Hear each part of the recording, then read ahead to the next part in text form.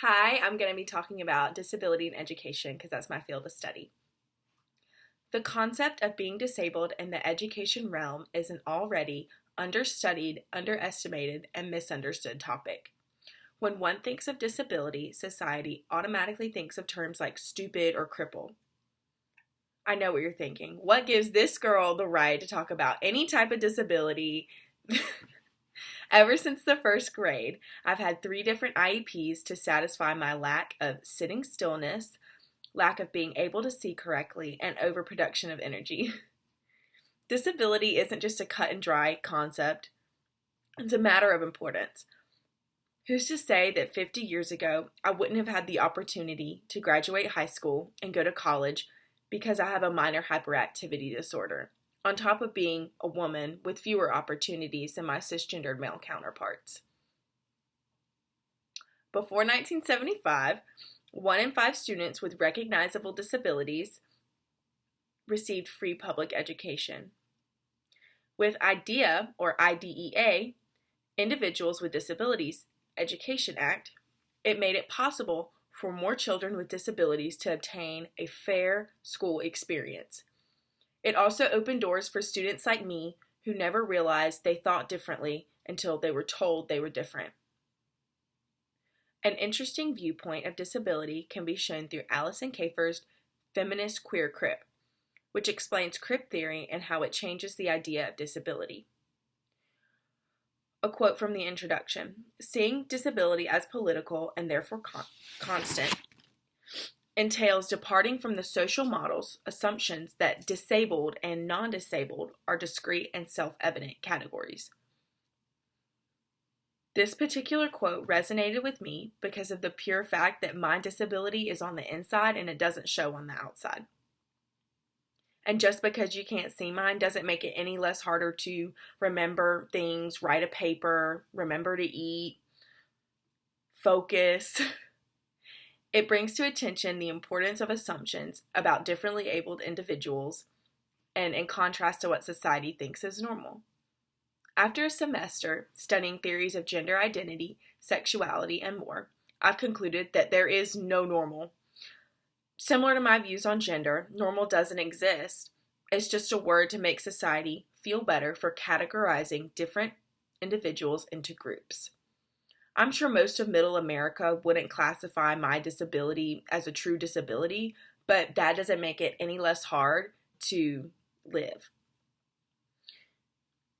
For a long period of my adolescence, I refused the idea of my accommodations, which means like my small group classes, my longer time to do tests and papers and assignments, and larger print, because I do have astigmatism.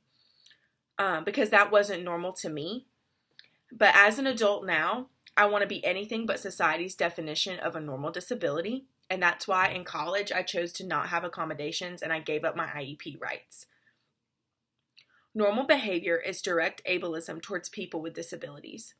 A book mentioned in a disability and education course at Wesleyan can explain it perfectly on how the American education system shows ableism towards students with different minds, not just people with disabilities. The text by Susan Lynn Gable, titled "Disability Studies in Education, Readings in Theory and Method," called to attention the epidemic of the misunderstanding in the pedagogy of teaching students with disabilities.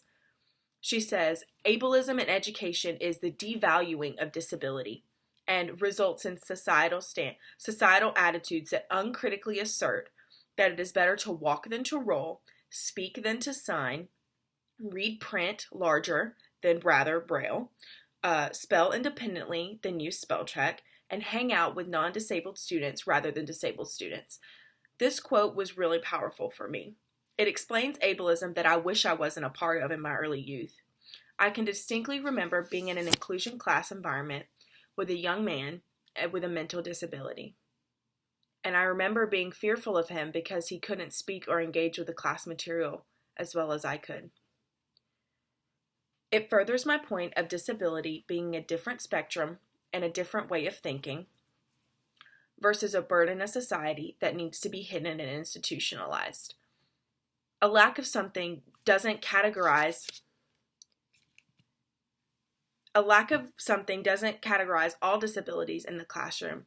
When one is in school to be a teacher, we learn how to teach to the spectrum. And that means loosely to be able to teach students who need lots of help, need your guidance through basically the whole grade, and then teach to students who can no longer learn from you. They are too far advanced, so it's going from what's classified as special needs to exceptionally gifted. So one can find that not many people fall under the normal category. For successful learning, an educator has to teach every learning style and accommodations for every student. There are 6 types of learning styles to accommodate. The learning styles include visual, audio, print, tactile, interactive, and kinesthetic. A quote from an educational article: "Thus some teachers draw the implication that they must match their teaching to a student's particular style, and some students who have been labeled as having a particular style feel that they can only learn from that type of teaching." If I've learned anything at Wesleyan College, it is that to be a good teacher, you must first grow a relationship with your students and then teach them in a way they can understand. Speak their language. And not just verbal language. Speak their body language, speak to their love language, speak to who they are, and they will trust you, and that's how they will learn from you. Personally, I fall under the tactile category, and I've always learned better in a touch and feel environment. But any teacher and parent knows no 2 brains are the same. My brother and I have 2 very different brains. My brother Chase has Asperger's, and he's an Asperger's savant. And it means he's very book smart and quick as a whip. But what Chase lacks is the ability to communicate his feelings as well as I can. When we were younger, I never understood why Chase was so smart, but he had few friends, while I, a highly average thinker, ran the whole playground. I thought being very smart got you very far in life. And it wasn't until I was almost an adult that I realized that my gifted sibling had a disability. And it wasn't until my high school graduation that my brother gave me a real hug, and that meant so much to me. An article that I read in Exceptionalities in an education course explained the concept of extreme giftedness perfectly. Trevor Clark states, "Children who display remarkable levels of aptitude in specific fields require encouragement and support to turn their abilities into achievements." I know this to be true for Chase.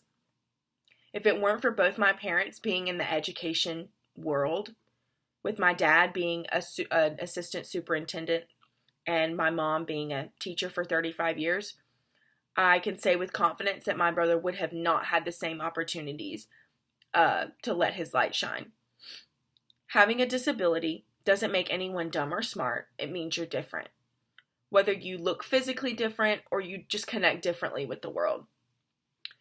Nobody's learning journey is the same, so it shouldn't be compared to another one's story. We can see an example of this through a book edited by Roxane Gay, Not That Bad. In the introduction, she wrote, "It was comforting, perhaps, to tell myself that what I went through wasn't that bad." I, for one, can completely identify with this. Up until a few months ago, I refused to let myself fall under the category of disabled.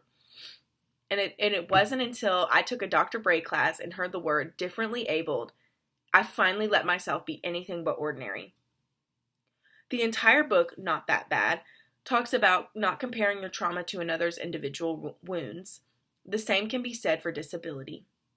Just because I can walk and talk to society's standards of normal doesn't mean that a person in a wheelchair doesn't have the same intellectual capacity as me or the next guy. An article written in 2003, Working Past Pity, What We Make of Disability in School states, emphasis is placed on K-12 educators' reflections on interactions with the content, the development of the curriculum, and forms of engagement and participation signaled by the project in support of inclusion. Studies have shown that inclusion classrooms are the best way to teach to students with disabilities. Putting them in an environment with different types of thinkers can engage the learner in a different way. The biggest takeaway from the education realm is that it wasn't designed for people of differently abledness. It was designed for normal thinkers. But normal, like I said, doesn't exist. Everyone has a unique learning style, pattern, and intellectual capacity. It's not safe to say that the system will change, but it is, in fact, adapting to the rights of all students, not just students labeled disabled.